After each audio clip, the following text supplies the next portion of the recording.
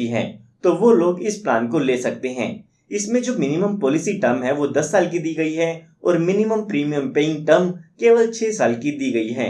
उसके बाद इस प्लान की दूसरी खास बात ये है कि ये एक लिमिटेड प्रीमियम पेमेंट प्लान है, यानी कि इसमें आपको कुछ कम सालों के लिए ही प्रीमियम की पेमेंट करनी होगी। पूरी पॉलिसी टर्म के दौरान आपको यहाँ पर पेमेंट करने की जरूरत नहीं होगी। स्टार्टिंग के कुछ साल आपको प्रीमियम की पेमेंट करनी है और उसके बाद प्रीमियम की पेमेंट नहीं करनी होगी। उसके बाद यहाँ पर तीसरी खास बात इस प्लान की ये है कि इसमें आपको गारंटीड एडिशन मिलता है। काफी लोगों की यहाँ पर एक कंप्लेन होती है कि LIC पॉलिसी में बोनस कम ज्यादा होता रहता है, तो उनको यहाँ पर एक गारंटीड अमाउंट नहीं पता होता है। तो यहाँ पर LIC का ये प्लान एक ऐसा प्लान है जिसमें आपको गारंटीड एडिशन मिलता है। तो यहाँ पर आपको पता होगा कि मैच्योरिटी पर आपको कितना अमाउंट मिलेगा। यहाँ पर इस पॉलिसी में आपको 9.5% तक का गारंटीड एडिशन दिया जाता है, जिसको हम आगे डिटेल में समझेंगे। तो आइए सबसे पहले जान लेते हैं कि इस प्लान को लेने के लिए आपको क्या क्या कंडीशंस दी गई हैं और क्या क्या रिक्वायरमेंट्स आपको फुलफिल करनी होगी। तो सबसे पहले यहाँ पर हम बात करते हैं मिनिमम बेसिक सम एश्योर्ड की, यानी कि कम से कम बीमा आप इसमें कितने रुपए का ले सकते हैं। तो वो अमाउंट यहाँ पर 5 लाख रुपए का दिया गया है।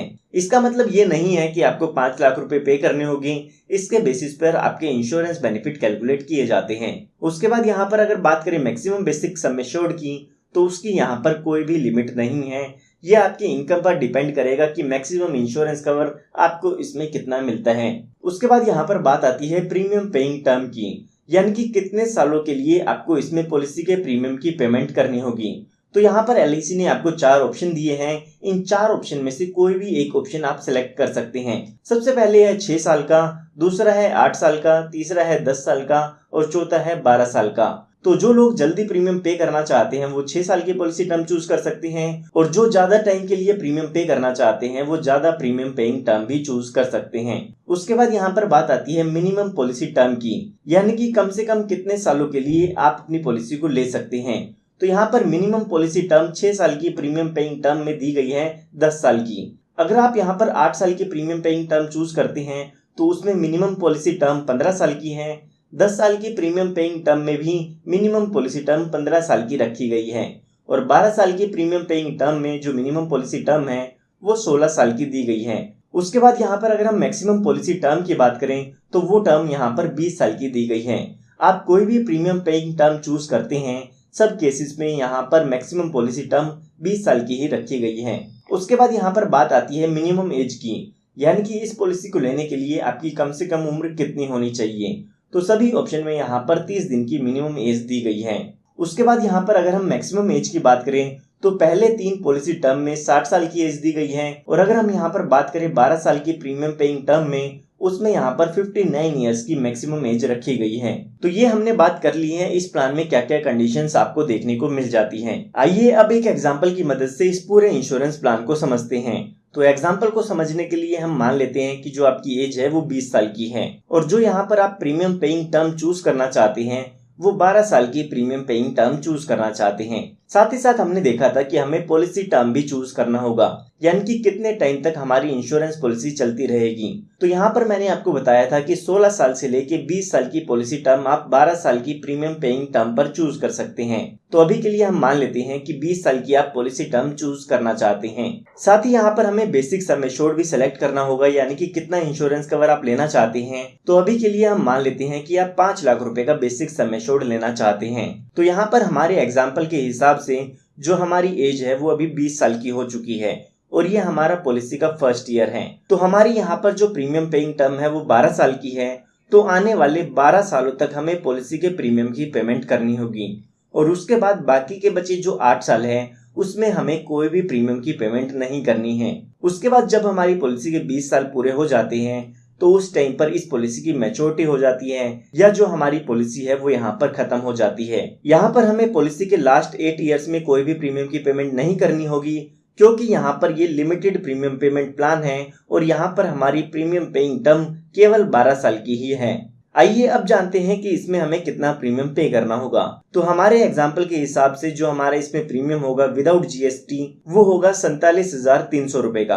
अगर हम यहाँ पर GST भी ऐड करते हैं तो पहले साल जो आपको प्रीमियम पे करना होगा वो होगा 49,429 रुपीज का ईयरली। ये मैंने आपको ईयरली प्रीमियम बताया है। इसको अगर आप 6 महीने में, 3 महीने या हर महीने पे करना चाहे तो वो भी कर सकते हैं। तो उसके बाद अगर हम सेकेंड ईयर या उसके बाद के ईयर्स की बात करें तो उसमें जीएसटी रेट आपका कम हो जाता है। तो उस टाइम पर आपको जो सालाना प्रीमियम पे करना होगा वो 48,364 रुपए का पे करना होगा। तो यहाँ पर ये जो 12 साल है, इन 12 सालों में हमने जो टोटल प्रीमियम पे किया है वो है 5,67,600 रुपए का। ये अमाउंट है विदाउट जीएसटी। उसके बाद यहाँ पर मैंने आपको बताया कि जब हमारी पॉलिसी टर्म कंप्लीट हो जाती है तो उस टाइम पर इस पॉलिसी की मैच्योरिटी हो जाती है और मैच्योरिटी पर यहाँ पर आपको सम एश्योर्ड ऑन मैच्योरिटी मिलता है और साथ ही साथ गारंटीड एडिशन मिलता है। सम एश्योर्ड ऑन मैच्योरिटी की अगर हम बात करते हैं तो यहाँ पर जो आपका बेसिक सम एश्योर्ड होता है वही amount sum assured on maturity कहलाता है। तो हमारे केस में जो हमने बेसिक सम एश्योर्ड लिया था वो यहाँ पर 5 लाख रुपए का है। साथ ही साथ यहाँ पर आपको गारंटीड एडिशन भी मिलता है। तो आइए एक बार गारंटीड एडिशन को भी समझ लेते हैं कि गारंटीड एडिशन की कैलकुलेशन आप कैसे कर सकते हैं। तो यहाँ पर एलआईसी की तरफ से एक टेबल दी गई है जिसमें यहाँ पर गारंटीड एडिशन की एक परसेंटेज बताई गई है। यहाँ पर आप ऊपर की तरफ देख सकते हैं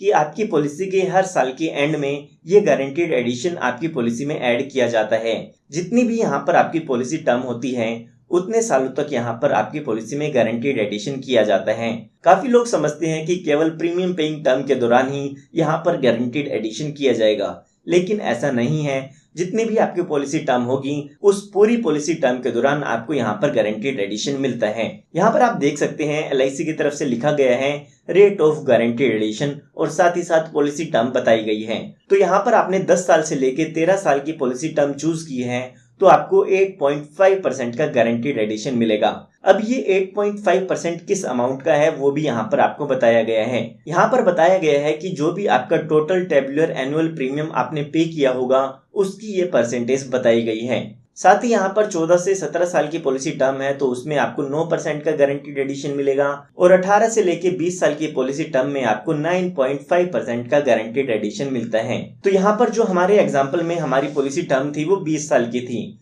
जिसमें हमें 9.5% का गारंटीड एडिशन मिलता है। तो आइए मैं आपको गारंटीड एडिशन कैलकुलेट करके बता देता हूँ। तो फर्स्ट ईयर में जो हमारा टेबुलर प्रीमियम था वो था 47,300 रुपए का। तो इसका अगर हम 9.5% करते हैं तो एक साल का जो हमारा गारंटीड एडिशन होगा वो होगा 4,493 रुपए 0.5 पैसा। ये जो गारंटीड एडिशन है वो हमारे पॉलिसी के एंड में हमारी पॉलिसी में ऐड हो जाता है। फर्स्ट ईयर कंप्लीट होने के बाद हमें सेकेंड ईयर का प्रीमियम यहाँ पर पे करना होगा जो कि होगा 47,300 रुपए का। तो यहाँ पर अगर हम टोटल प्रीमियम देखते हैं तो हम टोटल यहाँ पर 94,600 रुपए का प्रीमियम पे कर देते हैं सेकेंड ईयर के एंड तक। और इसका अगर हम 9.5% करते हैं तो ये हमारे यहाँ पर 8,987 रुपए का अमाउंट आ जाता है। यानी कि सेकेंड ईयर में जो हमारी पॉलिसी में गारंटीड एडिशन ऐड होगा वो होगा 8,987 रुपए। और साथ ही साथ फर्स्ट ईयर में भी हमारा गारंटीड एडिशन ऐड हुआ था जो कि 4,493 रुपए था। तो सेकेंड ईयर के एंड में हमारा जो टोटल गारंटीड एडिशन होगा वो 13,480 रुपए हो जाता है। उसके बाद हमें यहाँ पर थर्ड ईयर का प्रीमियम पे करना होगा जो कि 47,300 रुपए होगा। तो यहाँ पर थर्ड ईयर तक हम टोटल प्रीमियम 1,41,900 रुपए का पे कर चुके होंगे। तो थर्ड ईयर के एंड में जो हमारा ये अमाउंट है इसका 9.5% ऐड होता है जो कि 13,480 रुपए हो जाता है। साथ ही साथ यहाँ पर पिछले 2 साल का भी हमारा गारंटीड एडिशन है जो कि 13,480 रुपए था। यानी कि पॉलिसी के थर्ड ईयर के एंड में जो हमारा टोटल गारंटीड एडिशन हमारी पॉलिसी में ऐड हो जाएगा वो लगभग 26,960 रुपए का होगा। तो इस तरीके से आप बाकी सालों की भी यहाँ पर गारंटीड एडिशन कैलकुलेट कर सकते हैं। यहाँ पर बस आपको एक बात याद रखनी है कि जो भी टोटल टेबुलर एनुअल प्रीमियम आप पे कर चुके हैं उसकी परसेंटेज यहाँ पर ये बताई गई है। अब यहाँ पर अगर हम टोटल 20 सालों का यहाँ पर गारंटीड एडिशन कैलकुलेट करते हैं तो वो यहाँ पर 7,81,870 रुपए का हो जाता है। इस अमाउंट की कैलकुलेशन आप स्क्रीन पर भी देख सकते हैं। यहाँ पर आप देख पाएंगे कि एलआईसी की तरफ से एक बेनिफिट इलस्ट्रेशन दी गई है जिसमें यहाँ पर गारंटीड एडिशन का अमाउंट आपको हर साल पॉलिसी के एंड ईयर पर बताया गया है। तो यहाँ पर आप देख सकते हैं 20वें साल के एंड में जो हमारा गारंटीड एडिशन होगा वो 7,81,870 रुपए के करीब हो जाता है। तो यहाँ पर अगर हम अपना मैच्योरिटी अमाउंट अब जानते हैं तो 5 लाख रुपए का हमारा बेसिक सम एश्योर्ड हो जाता है और 7,81,780 रुपए का गारंटीड एडिशन हो जाता है। तो टोटल मैच्योरिटी पर हमें लगभग 12,81,870 रुपए का अमाउंट मिल जाता है। ये अमाउंट आप LIC की इस बेनिफिट इलस्ट्रेशन में भी देख सकते हैं। ये हमने बात तब की है जब पॉलिसी के दौरान पॉलिसी होल्डर के साथ कोई भी दुर्घटना नहीं होती है। आइए अब बात करते हैं कि पॉलिसी के दौरान अगर इन पॉलिसी होल्डर के साथ कोई दुर्घटना हो जाती है तो उस केस में इनके नॉमिनी को क्या क्या डेथ बेनिफिट मिलते हैं। तो यहाँ पर LIC की तरफ से कहा गया है कि पॉलिसी के दौरान अगर पॉलिसी होल्डर की डेथ हो जाती है तो उनके नॉमिनी को सम एश्योर्ड ऑन डेथ मिलता है और साथ ही साथ जितने साल भी पॉलिसी चली है उतने टाइम पीरियड का गारंटीड एडिशन भी मिलता है। तो यहाँ पर आइए जानते हैं कि सम एश्योर्ड ऑन डेथ किसे कहते हैं। तो यहाँ पर LIC ने आपको 2 ऑप्शन दिए हैं जिसमें आपको बताया गया है कि सम एश्योर्ड ऑन डेथ की कैलकुलेशन कैसे आपको करनी होगी। तो यहाँ पर सबसे पहले आपको पॉलिसी लेते टाइम 2 ऑप्शन में से कोई एक ऑप्शन चूज करना होगा। यहाँ पर आपको चूज करना होगा कि आप ज्यादा रिस्क कवर चाहते हैं या कम रिस्क कवर चाहते हैं। अगर आप कम रिस्क कवर चाहते हैं तो ऑप्शन 1 चूज कर सकते हैं। अगर आप ज्यादा रिस्क कवर चाहते हैं तो आप ऑप्शन 2 चूज कर सकते हैं। तो यहाँ पर ऑप्शन 1 में कहा गया है कि अगर आप यहाँ पर sum assured on death calculate करना चाहते हैं तो यहाँ पर जो भी आपका एनुअल प्रीमियम होगा उसका 7 टाइम्स करना होगा और साथ ही साथ उसको बेसिक सम एश्योर्ड से कंपेयर करना है और उन दोनों ही अमाउंट में से जो भी ज्यादा अमाउंट आता है वो आपका सम एश्योर्ड ऑन डेथ कहलाता है। ठीक इसी तरह से अगर आप ऑप्शन 2 चूज करते हैं जिसमें आपको हाई इंश्योरेंस कवर मिलता है तो यहाँ पर आपको 10 टाइम्स करना होगा आपके एनुअलाइज प्रीमियम का और उसको बेसिक सम एश्योर्ड से कैलकुलेट करना है। उन दोनों ही अमाउंट में से जो ज्यादा अमाउंट आता है वो यहाँ पर आपका सम एश्योर्ड ऑन डेथ कहलाता है। आइए इसको एक एग्जाम्पल की मदद से समझते हैं। तो अभी के लिए हम मान लेते हैं कि जो पॉलिसी का 10th ईयर था उस टाइम पर हमारे इस पॉलिसी होल्डर की डेथ हो जाती है। तो यहाँ पर अभी के लिए हम मान के चलते हैं हमारे एग्जाम्पल के हिसाब से हमने ऑप्शन 2 चूज किया था। तो यहाँ पर हमें इसकी कैलकुलेशन करनी होगी सबसे पहले सम एश्योर्ड ऑन डेथ की। तो सम एश्योर्ड ऑन डेथ की कैलकुलेशन करने के लिए जो हमारा एनुअलाइज प्रीमियम था वो था 47,300 रुपए का। इसका अगर हम 7 टाइम्स करते हैं तो वो 3,31,100 रुपए का हो जाता है और इस अमाउंट को हमें अपने बेसिक सम एश्योर्ड से कंपेयर करना होगा जो कि 5 लाख रुपए हैं। तो इन दोनों ही अमाउंट में से हाईयर अमाउंट देखते हैं तो वो यहाँ पर हमारा 5 लाख रुपए का हो जाता है। तो यहाँ पर हमारा जो सम एश्योर्ड ऑन डेथ होगा वो हमारा 5 लाख रुपए का हो जाता है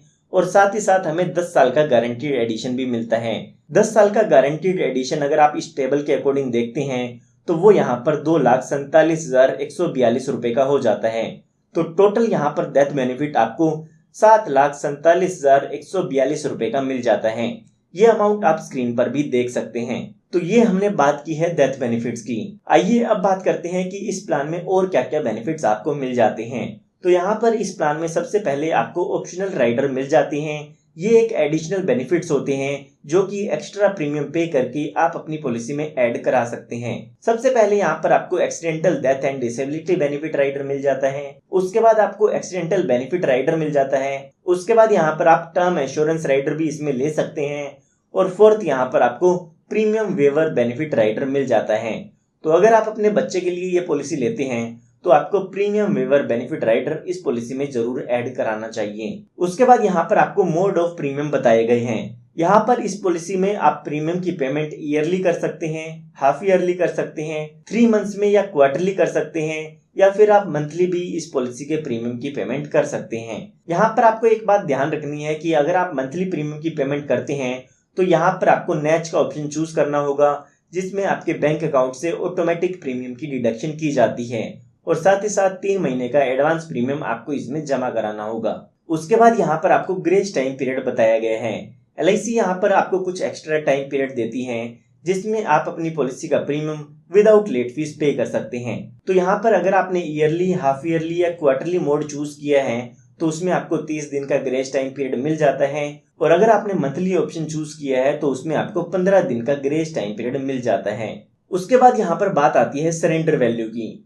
तो अगर आप अपनी पॉलिसी को बंद कराना चाहते हैं तो पॉलिसी शुरू होने के 1 साल बाद आप अपनी पॉलिसी को बंद करा सकते हैं और उसकी जो भी सरेंडर वैल्यू होगी वो आप यहाँ पर ले सकते हैं। तो यहाँ पर उसके बाद आपको लोन की सुविधा भी मिल जाती है। अगर आपको यहाँ पर इमरजेंसी में पैसे की जरूरत होती है तो आप अपनी पॉलिसी पर लोन की सुविधा भी ले सकते हैं। पॉलिसी का 1 साल पूरा होने के बाद आप इस सुविधा का बेनिफिट ले सकते हैं। यहाँ पर जो भी ये लोन का अमाउंट आप लेते हैं उसका इंटरेस्ट भी आपको पे करना होता है। अब यहाँ पर मैक्सिमम आप कितना लोन अपनी पॉलिसी पर ले सकते हैं उसकी लिमिट्स भी LIC की तरफ से दी गई है, जो कि आप स्क्रीन पर देख सकते हैं। अगर हम करंट इंटरेस्ट रेट की बात करें तो करंट इंटरेस्ट रेट आपको 9.5% ईयरली का पे करना होता है। ये जो इंटरेस्ट रेट है वो टाइम टू टाइम चेंज भी होता रहता है। तो यहाँ पर मैं उम्मीद करता हूँ कि आपको LIC के नव जीवन श्री प्लान की कंप्लीट इंफॉर्मेशन मिल गई होगी। फिर भी अगर आपको कोई डाउट है तो आप मुझसे कमेंट में पूछ सकते हैं, जल्दी से जल्दी मैं उसका रिप्लाई करने की कोशिश करूंगा। इस तरह की और भी वीडियोस मैं आप सभी के लिए लाता रहता हूं, तो उसके लिए आप हमारे चैनल को सब्सक्राइब भी कर सकते हैं। धन्यवाद।